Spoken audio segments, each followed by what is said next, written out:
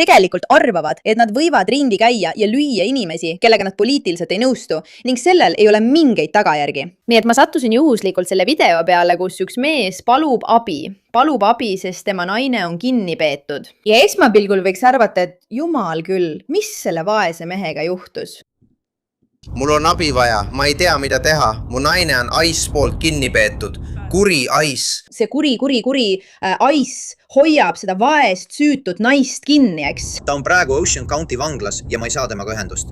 Ta üritab mulle kogu aeg helistada, aga nad ei lase mul tema kaardile raha panna. Toms Riveri vangla automaat on katki ja kõik need numbrid ja muu info, mis nad mulle andsid, ei olnud õiged või ei lasknud mul tema kaardile raha panna. Ja Ice tuleb sinna, et ära viia. Mul on vaja immigratsiooni advokaati. Mul on abi vaja. Ma ei tea, mida teha. Ma tõesti ei tea. Nii et ilmselt ta ikkagi teab, mida teha, sest ta teeb terve GoFundMe konto. Aidake mu naist, mu süütut, puhast, ilusat naist, kes on pärit Kanadast. Ta on üks meist ja ta on lihtsalt ilma põhjuseta Ice poolt kinni peetud. Välja arvatud see, et tegelikult on põhjus olemas. On väga tõsine põhjus. Väga tõsine põhjus. On sul raha? Mul pole üldse raha, aga ma pean midagi välja mõtlema. Ma pean ta päästma. Ma armastan. Mul on abi vaja. Mul on vaja, et sa aitaksid välja mõelda. Ma ei tea, see lihtsalt juhtus. Mul on abi vaja. Mul on vaja oma naist. Ma ei taha, et ta haiget saaks. Ma ei taha näha, et ta saab. Ma mõtlen, igaüks, kel vähegi süda sees ja kes seda videot vaatab, ütleks endale. Ei, keegi meist ei taha näha, et ta haiget saab. Vaene naine, vaene mees, tal pole raha, aitame teda. Aga jälle, nad valetavad teile. Nad valetavad teile. Lõpetame selle video ja saame teada, mis tegelikult juhtus. Ma ei tea, mida teha. Ma ei tea, mida teha. Eile, 13. juulil, võttis Ice mu naise vahi alla ja viis ta Delaney Halli, Newarki, New Jersey osariigis. Okei, higem vaatame kõigi nende videote kokkuvõtet, mille ta selle kohutava asja kohta teeb, aga lähme nüüd loo üksikasjade juurde. See on see naine. Tema nimi on Caitlin Tracy ja ta on kriminaal, ebaseaduslik sisserändaja Kanadast, keda süüdistatakse lihtsas kallaletungis, lapse hooletusse jätmises, kuriteo mahavaikimises ja ahistavas suhtluses. Väidetavalt lõi ta teismelist tüdrukut, kes kandis Trumpi toetavaid sümboleid rannapromenaadil 4. juuli nädalavahetusel. Rannapolitsei arreteeris ta, kes korraldas koordineeritud üleandmise Ice vahi alla, kus ta jääb kuni tema immigratsioonimenetluse lõpuni. Ta sisenes Ameerika Ühendriikidesse 14. aprillil viisaga, mis aegub 6. septembril. Rikkudes meie riigi seadusi, ületas ta oma viisa kehtivusaja ja ei lahkunud riigist. Väga lihtsalt öeldes on see naine tulnud Ameerikasse ilma õigeid juriidilisi protseduure järgimata ning otsustanud, et talle ei meeldi Trump nii palju, et ta võib käia ringi ja lüüa noori tüdrukuid. Ja loomulikult on kogu juhtunu kaamerasse jäädvustatud, kui tema tegudel on tabajärjed ning politsei võtab ta kinni millegi nii uskumatult ebaseadusliku tegemise eest. Tema abikaasa hakkab siis rääkima, kui kohutav on Ice, selle asemel, et tegelikult jagada, mida ta valesti tegi. Nüüd ei tohiks sind üllatada, millist tüüpi naine see on, kes arvab, et võib minna ja rünnata noori tüdrukuid, kellega tal on poliitilised erimeelsused. Vaatame korraks seda salvestist. Vabandust, ma olen liige.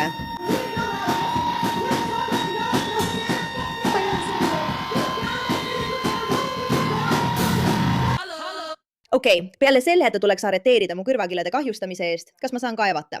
Ma peaksin saama kaevata, eks? Ameeriklased võivad kõige ja kõigi peale kaevata. Vaatame seda. Inimesed laulavad ringi, nüüd kogunevad inimesed räppima, nüüd hüppavad inimesed ringi, mine võta oma number. Ma kohandaksin seda tõesti. Muidugi tal on kaenlaalused karvad. Muidugi tal on kaenlaalused karvad. Ja muidugi ta teeb kõiki neid asju. Ja muidugi arvab ta, et see on täiesti vastuvõetav hoolimata sellest, et ta twerkib ja näitab end kaameras. Muidugi, sest just nii näevadki vaimselt tasakaalutud inimesed välja. Okei, vaimselt tasakaalutud inimesed näevadki sellised välja. Mitte hästi. Ei, Noel ja muidugi on tal roosad juuksed. Ma mõtlen, see oleks pidanud meile kõik vajalikku ütlema. Mis inimestel viga on? Miks nad arvavad, et sellised videod on okei? Tere, mina olen Katie, olen Grabmaster Graba naine. Olen siin, et rääkida Suusi kommentaarist. Tulin lihtsalt tere ütlema. Loodan, et Torontos on kõik hästi. Nii et jah, nagu kõik on märganud, oleme tagasi Jerseyl. Oleme siin olnud umbes 2 kuud, püüdes oma elu uuesti kokku saada. See on huvitav, eks? Ta on ebaseaduslikult seal. Ta viibib seal ebaseaduslikult ja arvab ikka, et võib internetis postituda, kus ta on. Ta lihtsalt jätkab ebaseaduslikult olemist. Ta on oma viisa kehtivusaja ületanud.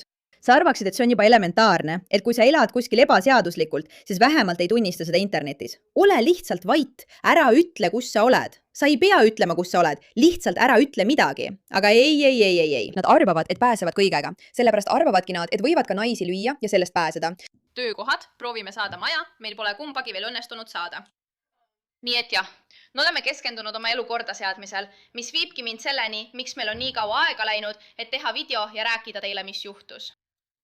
Me tahame olla kindlad, et meil on kõik faktid õiged ja kõik asjad koos, enne kui me video teeme või enne kui me millegi poole tormame. Sest me tõesti tahame vältida olukorda, kus jääb sõna vastu. Või ma tõesti arvan praegu, et inimesed, kes teevad sisu, peaksid õppima. Et nad lihtsalt peavad lauseid ütlema, mitte kogu aeg midagi muud tegema. Aga mida ma arvan, et me siin viitame, on see, et võib-olla see abikaasa, kes on kogu selle asja teinud, issand, võib ise olla probleemne. Ma mõtlen, vaata seda ja ütle, mida arvad. Näide. Järgmiste päevade jooksul kuuled sa palju inimesi ütlemas, et kellegi surma üle ei ole õige rõõmustada. Ei ole õige naerda, kui keegi saab haiget, kellega sa poliitiliselt ei nõustu. Ja mida ma selle kohta ütlen, on see, et neil pole mingit probleemi meie üle naerda. Neil pole mingit probleemi naerda, kui inimesed tistakse Icepoolt oma perede juurest ära. Neil pole mingit probleemi naerda, kui inimestele keelatakse arstiabi, elamispind, toit, riided, elementaarne inimväärikus. Pole üldse üllatav, et mees, kes arvab, et võib tähistada kellegi surma lihtsalt sellepärast, et ta ei nõustu temaga poliitiliselt, on mitte ainult klouniks riietatud ja pahane, et inimesed teda pilkavad, vaid ka sellepärast, et ta ongi klouniks riietatud. Ta on abielus inimesega, keda ei huvita teistele inimestele kahju tegemine lihtsalt sellepärast, et nad temaga poliitiliselt ei nõustu. See pole küll üllatav, aga ometi suudata selle kuidagi Ice teemaks pöörata. Ice. Kuna sa ei järginud protseduure, et oma naine seaduslikult riiki tuua, arvad sa, et kui sa lihtsalt ründad Ice'i ja teed neist süüdlased, siis pääsed kuidagi puhtalt? Ei. Kui sa teed ebaseaduslikke asju, siis pole see politsei süü, see on sinu süü.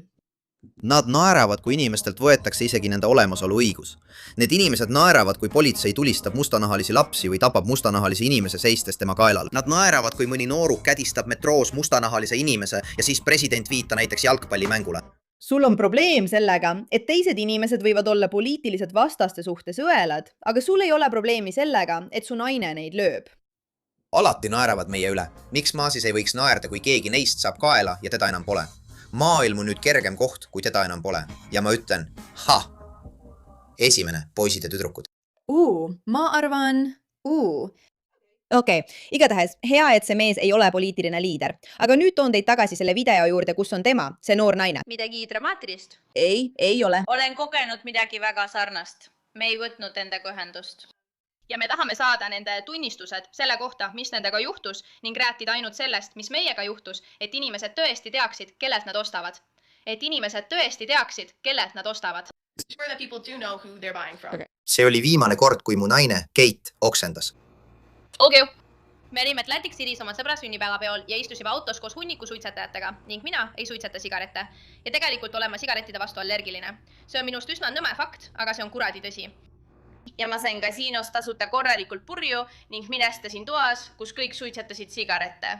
Ja ma lihtsalt ei mõelnud sellele eriti. Ja järgmisel päeval tundsin end nii haigena. Ja siis ootasin, me käisime ringi, sõitsime autoga ringi, aga mul oli kogu aeg nii halb olla. Tundsin end haigena, aga ma polnud veel oksendanud. Ja siis sõime Mehhiko toitu. Tõesti mitte kedagi ei huvita. Ei, lihtsalt kedagi ei huvita. Mind üllatab, et ainus põhjus, miks nad ei palu kõigil teda Ice'ist välja saada, pole see, et ta on sigarettide suhtes allergiline ja see on tema elule ohtlik. Ma mõtlen, eks?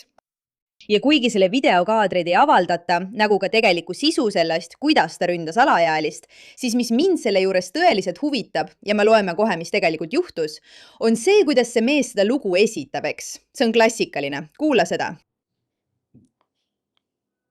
Mu naine peeti Icepoolt kinni ja viidi New Yorkis, New Jersey's asuvasse Delaney Halli. See on minu katse pöörduda kõigi uudistekanalite poole, eriti nende poole, mis on kohalikud New Jersey's, nagu News 12 New Jersey või NJ.com või ükskõik milliste ajakirjanike või reporterite poole, kes on kohalikud ja tahavad meie lugu kuulda. Mu naine. Muidugi, teeme sellest nüüd meediasensatsiooni, aga jälgige uuesti, millist lugu ta jagab. On Kanada kodanik ja mina olen Ameerika Ühendriikide kodanik. Olen olnud abielus veidi üle 3 aasta ja ma teen kõik, mis võimalik, et tema lugu kuuldavaks teha ning tuua abi ja tähelepanu tema olukorrale, et ta vabastataks. Isegi kui see tähendab tema tagasipöördumist Kanadasse. Ma mõtlen, kas sa mainid seda, et sa oled seal, et tema on seal ebaseaduslikult? Kas oled seda juba maininud? Ei. Ainult seda, et ta on kanadalane ja ta on normaalne. Minu peamine eesmärk on minu naise turvalisus ja heaolu. ja see ongi kõik. Mind ei huvita, mis su arvamused minust või olukorrast on. See on üsna ebaoluline. Ainus, mis loeb, on tema turvalisus ja heaolu. Ei, tegelikult see lihtsalt ei ole asjakohane, sest kui inimesed teevad midagi ebaseaduslikku, pannakse nad vangi. Ja vaata, ma ei rõõmusta selle üle, et ta võib-olla kannatab kongis. See ei ole kellelegi lõbus. Ma ei arva, et see on hea. Ma lihtsalt ei arva ka, et sul peaks olema võimalik seaduse rikkumisest karistuseta pääseda ja siis internetis sellest rääkida ning loota, et saad selle eest palju tähelepanu, kui sa isegi ei tunnista, mis tegelikult juhtus. Ja kui keegi soovib minuga rääkida, siis palun võtke siin ühendust. Mul on ka Instagram.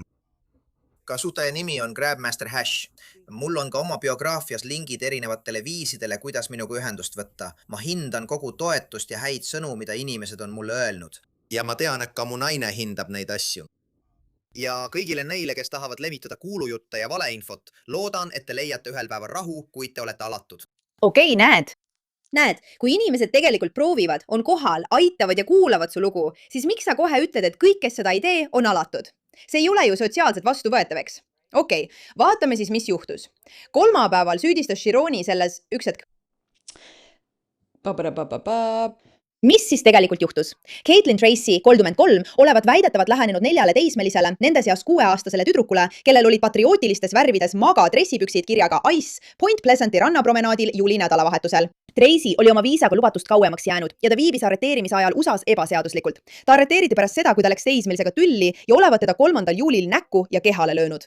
Tracy filmis seda vahejuhtumit ning rünnak salvestati ka valdekaamerate poolt, teatas politsei, kes hankis tema suhtes vahistamismääruse.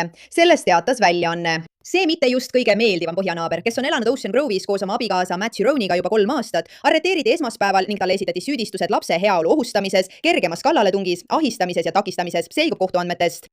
Üks pealtnägija ütles väljaandele Post Standard, et ta nägi metsikut kaklust lahti rullumas Jenkinsoni sisetoidupaviljoni lähedal.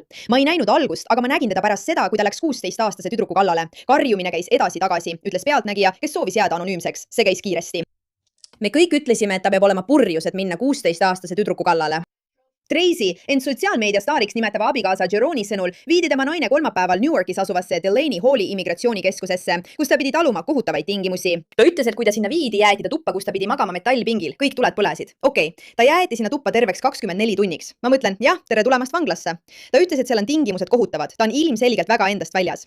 Chironi on varem sotsiaalmeedias sõna võtnud ülerahvastatud osariigi immigratsiooni kinnipidamiskeskuse vastu, mida on süüdistatud migrantide väärkohtlemises ja ebainimlikes tingimustes. Ta postitas teisipäeval sotsiaalmeediasse pisarates palve, kutsudes ametnikke üles teda vabastama.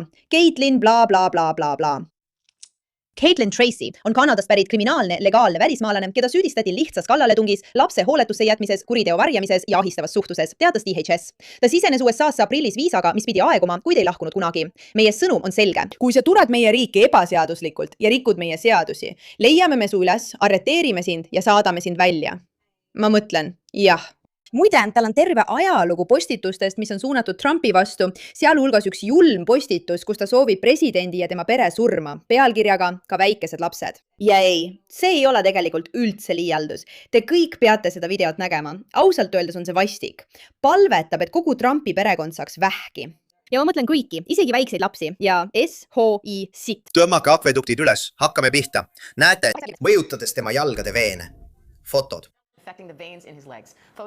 Olgu, siin see on. See on see mees, see on see lugu. Ja see on lihtsalt meeldetuletus kõigile, et kui sa tahad elada mingis riigis, siis peaksid austama nende reegleid. Ja kui sa arvad, et võid minna kuhugi ebaseaduslikult, käituda nagu tahad ja mitte tagajärgi kanda, ja siis postitad GoFundMe kampaaniaid, mis muideks eemaldati, et inimesed toetaksid sind sinu võitluses riigi vastu, kuhu sa isegi seaduslikult ei kuulu. See võib sulle hiljem valusalt kätte maksta. Pea meeles, et riigi kodanikuks saamine on privileeg, mitte õigus. Ja olla riigis ebaseaduslikult, kus sind ei peeta kinni, on viga. Ja kui teed veel vigu, siis võid vahele jääda ja pead võib-olla tagajärgedega silmitsi seisma. Aitäh, et sellele teemale tähelepanu pöörasid.